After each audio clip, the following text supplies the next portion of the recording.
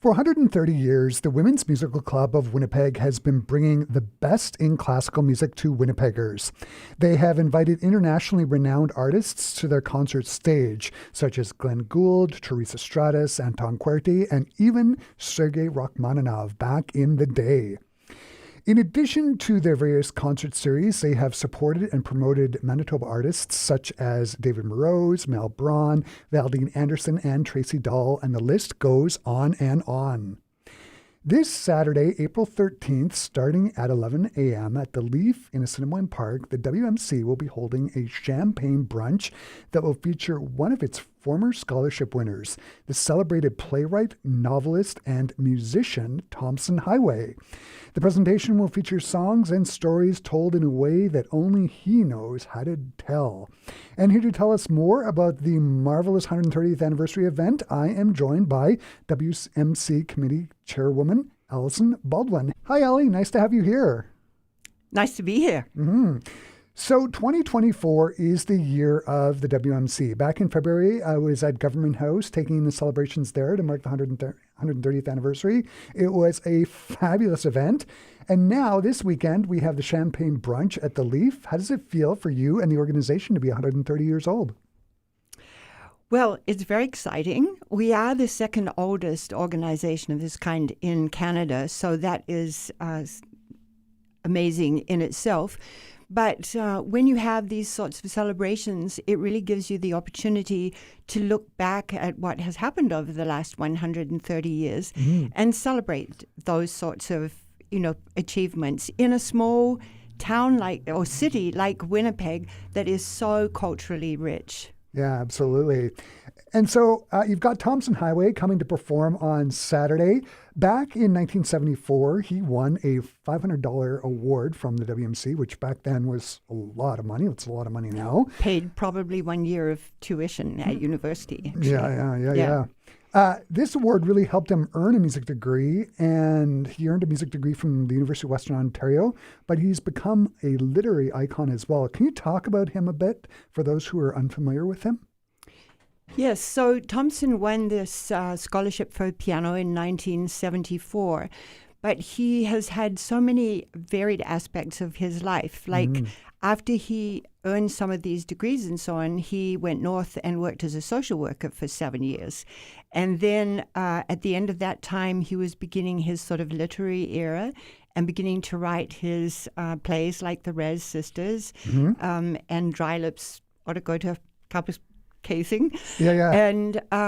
And has really taken it on from them. He is a linguist. He is very proud of his Cree language and heritage. And really, he came especially to my attention when I read his book, Permanent Astonishment, which I absolutely loved. It's so interesting to hear those stories of the North and to hear his first experiences of coming to the South, learning English, but especially hearing the piano for the first time and falling in love with it. Yeah.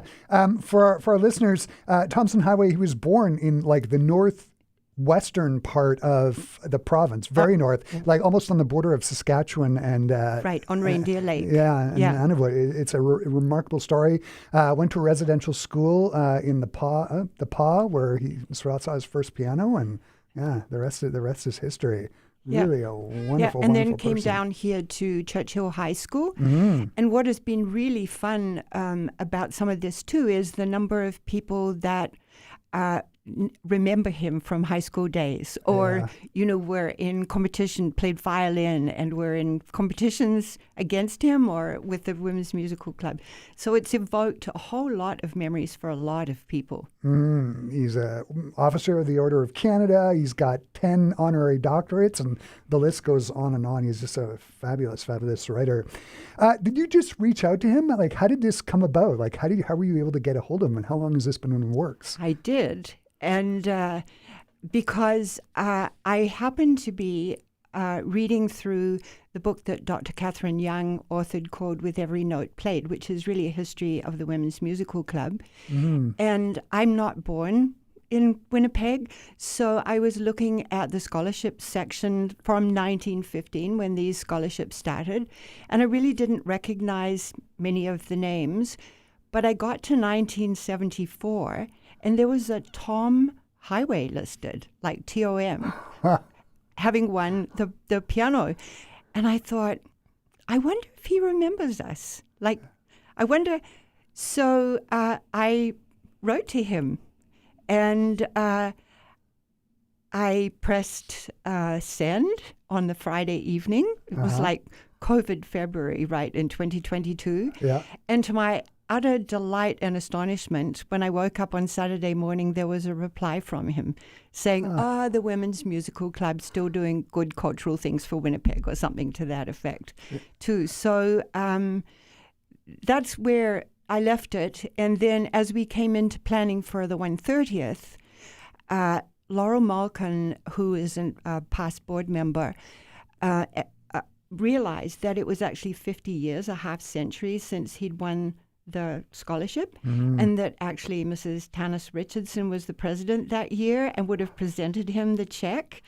And we thought another wonderful, like, I wonder. Yeah. And so we followed through with that I wonder. And this is where we are today. And here he is.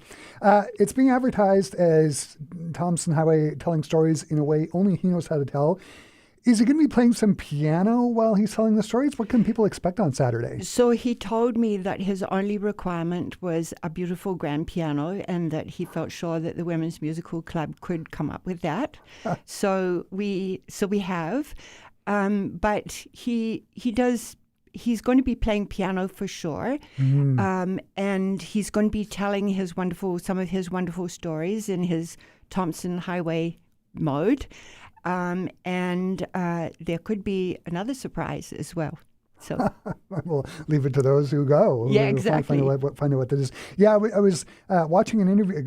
Actually, I was watching a couple of interviews when I was prepping for the interview, and he actually describes himself as a cabaret, performer. He writes his own stuff and provides his own lyrics. He would love us stories. to black out the Leaf tomorrow, on Saturday for when he's performing, but we can't do that.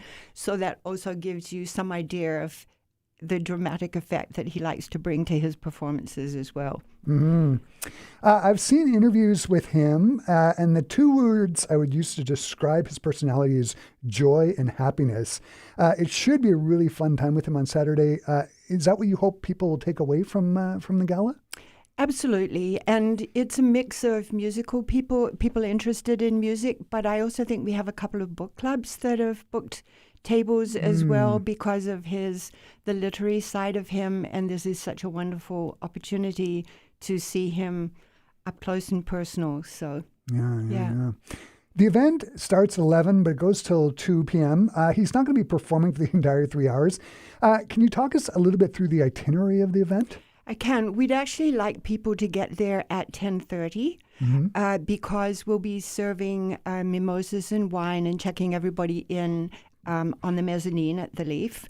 And we'd like to have everybody seated by 11 o'clock because we have the Lieutenant Governor coming, as she is our patron, and a couple of other people.